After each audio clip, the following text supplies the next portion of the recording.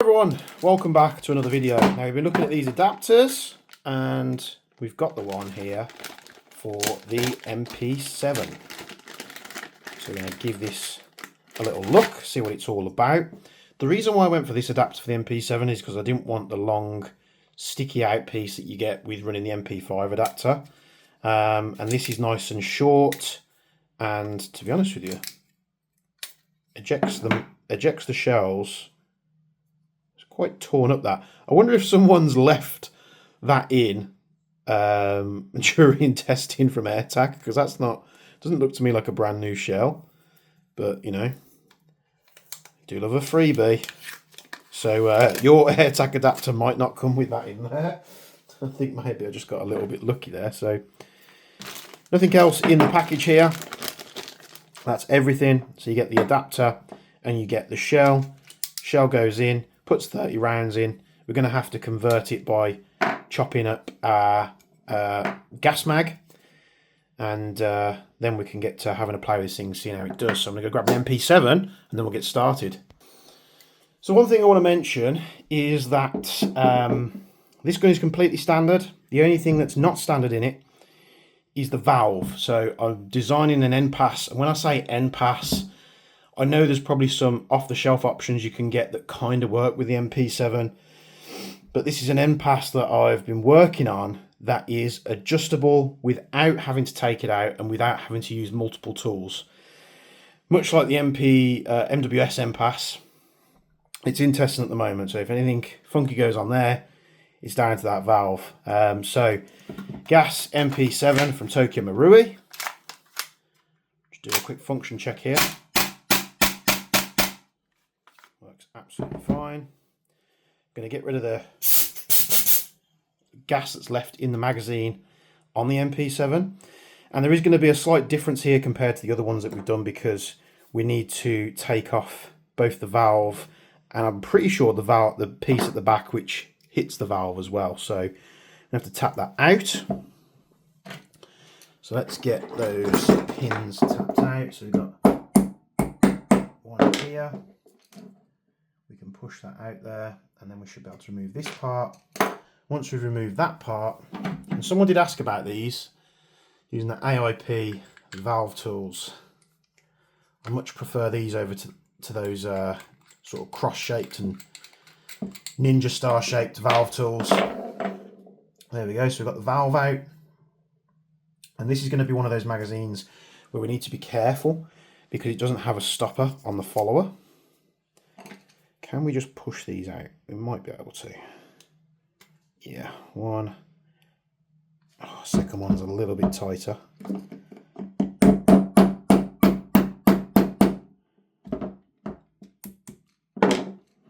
So we'll take the first one out. Left to right, we want to press these from that way,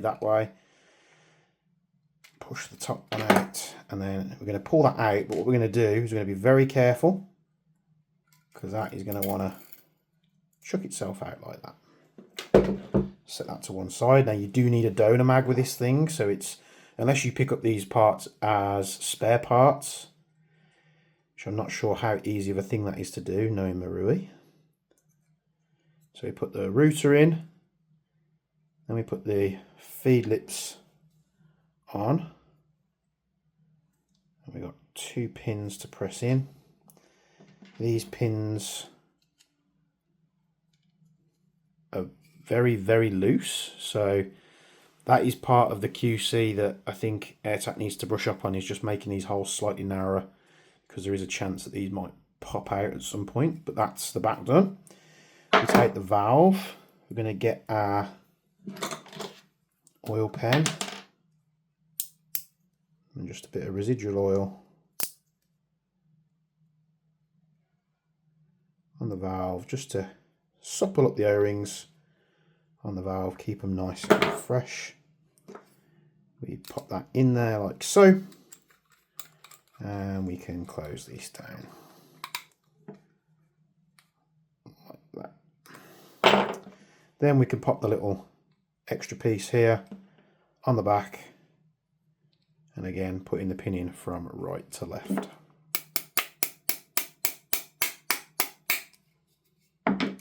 So that part does sit a lot looser compared to the TM Mag. Again, this is just, I think, a couple of QC areas that Airtac could maybe brush up a little bit. They could probably do it really easy. Just make the tolerances a little bit better. Got the HPA tank. It's not got mounds of pressure in there, but should be more than enough for what we need. Now I need I think, is it a 1/8? No, too big. 7/64s? No, still too big. So we need 3 30-second freedom units to adjust the pressure on this tank. Now I just want to make sure, because I don't want to over pressure the gun. So I'm just going to pop that on there under a little bit of pressure, and then I'm going to dial it up.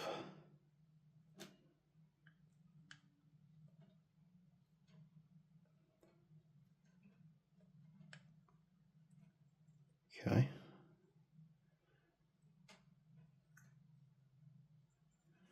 Or not. Where's my pressure reg? Oh, there we go. Oh, start that right back. Pressure just shot up.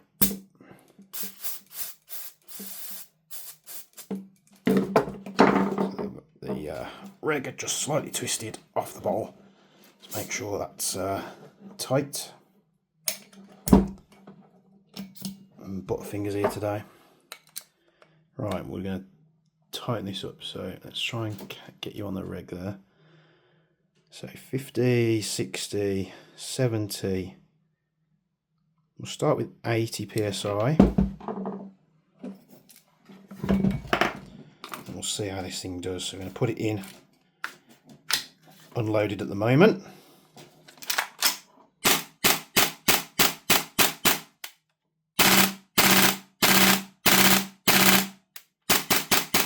Works absolutely fine. And then we're going to need some BBs, and we can get cracking with this thing and test out the power and see what we're doing, what pressure we need, blah blah blah. Okie dokie. Got some 2.5s to test it with, just because that's what I found first. So I would normally use the Vanguard, but I had emptied it after the private game.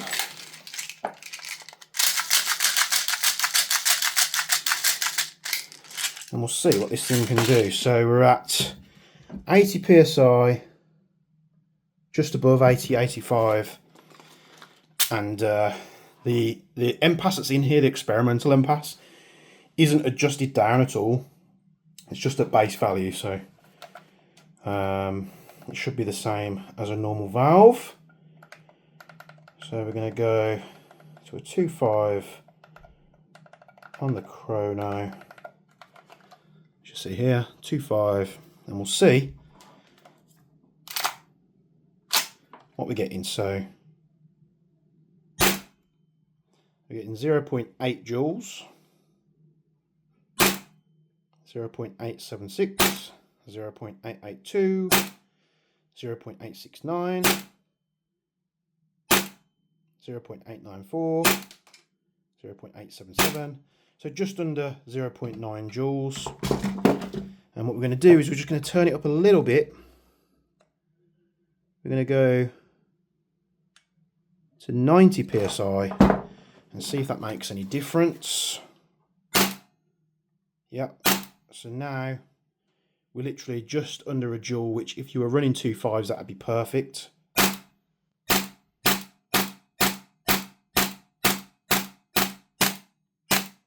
And pretty much every single shot was like not 0.96, 0.97 joules. So power is consistent. Now, that's the first issue. It doesn't release the shells, so I'm guessing this is a bit tight, which is kind of annoying because if you can't get your shells in and out, it kind of defeats the point of the adapter, doesn't it? So let's fill another shell up. So we're just under a joule.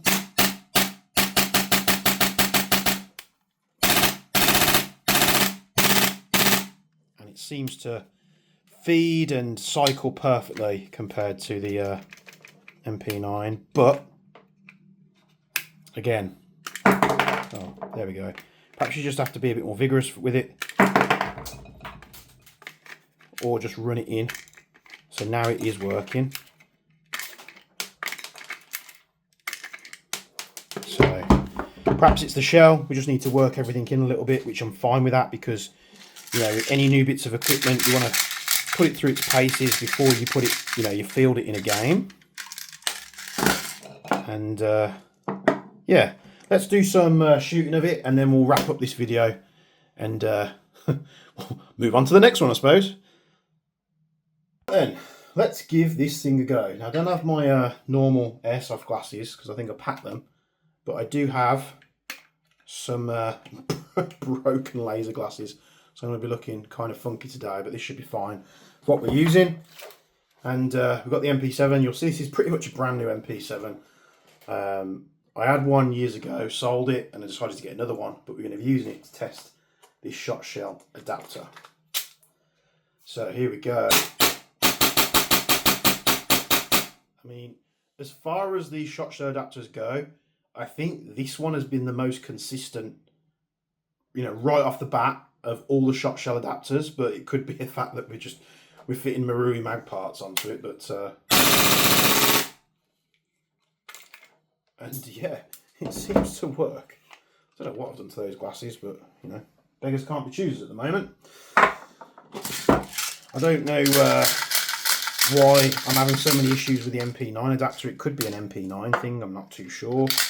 The Glock one, I think the Glock one worked okay, didn't it? It was more of a compatibility issue with different brands of guns, which was annoying. What has annoyed me a little bit was I ordered the MP9 adapter, and since ordering the MP9 adapter, they've come out with like a new version of it, which is slightly smaller and a bit more of what I would have ordered. So maybe I'm gonna have to order another adapter. We'll see. Hopefully Airtac can help me out a little bit, because I'm spending a bit of money with them at the moment. And I want to do more of these just to see if HPA is you know, usable in a lot of these guns. So let's give it a go again. We'll just rip a mag on full auto. Let's put one in the chamber.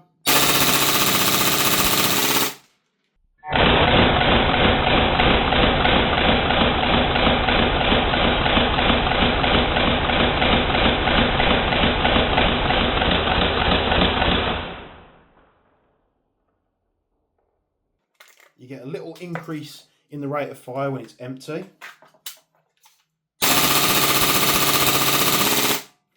But man, that is by far the most consistent adapter.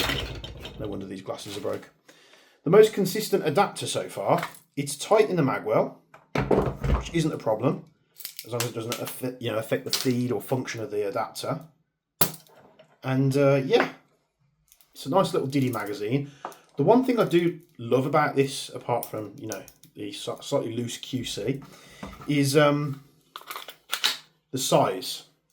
Now, it might be butchering this a little bit, but I love how, you know, a normal MP7 mag is going to be sticking out about that far. So you're saving, what, 2.5 inches, maybe 3, depending on how I'm holding it funny. So you know what this is going to do, it's going to make the gun stick out less at the bottom, so it's going to be even more nimble. When you're prone, you're going to be able to get lower with it.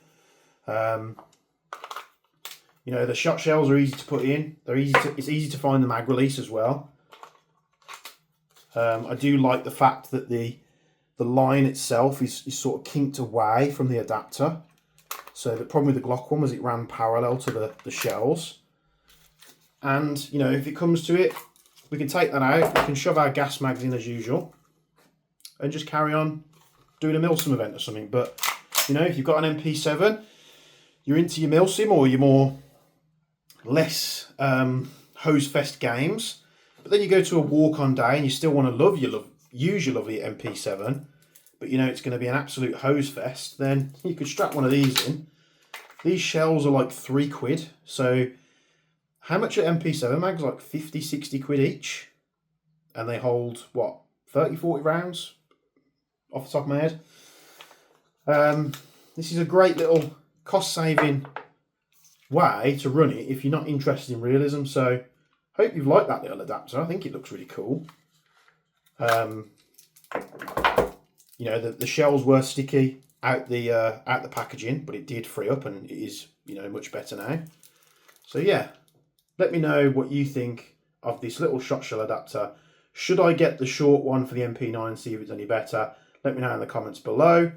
As always, thanks for watching. Like, comment, subscribe, all that good stuff. The channel's growing exponentially compared to how it has been over the past 2 years, so appreciate that. And yeah, I've got some footage of being at Shadow 1 in Derby. For that private game, I was using my SIG Spear LT and I was using my Rattler. You may have seen like a short video I think I put up yesterday, just of me doing a bit of slow-mo. And I was just messing around with the software, just seeing if I could, you know, make the footage slow enough where it was watchable but not super jittery. So it was just a test more than anything. So that videos, more videos on this will be coming up. We've got an interesting video coming out about the trigger boxes from Toxicant. My Spear LT and my Rattler ran flawlessly throughout the day. I was with a friend, which is Flo. Some of you may have known I've mentioned her before because she's an avid GBBR enthusiast just like me. And I took the APC 9K from Archwick and I took the APFG MPX with the copperhead upper on. So she ran those as well. She's given me a GoPro footage, so maybe I'll mix something up. I'm not a gameplay YouTuber. I'm not putting gameplay up there to make the next viral video or make myself look good or anything like that. I'm just having fun. If you don't like it, that's fine. I'm going to be putting it up on the channel anyway. But it just, for me, it's a way for you to see the guns that I build on the channel in a game. Someone did comment about me not using a tracer, so it's hard to see where the track is, but I'm not really a tracer user. Maybe I'll change that in future if you guys want it. But the Toxicant guns were just on point. Recoil, no, it's non-existent, but they're so snappy. And I really enjoyed using them. So thank you very much for watching. I know I've gone on a rant again, which is what I usually do. Check out the links in the description below if you'd be so kind. Join the Discord. I think we're well over 1,000 members now. So people always talking GBR stuff, 3D printing, all that kind of stuff. It's a nice place to be. We're always in the voice channels if you want to come and join us for a chat. And as always, from me, Bench, and a box that's looked better, we'll see you in the next video.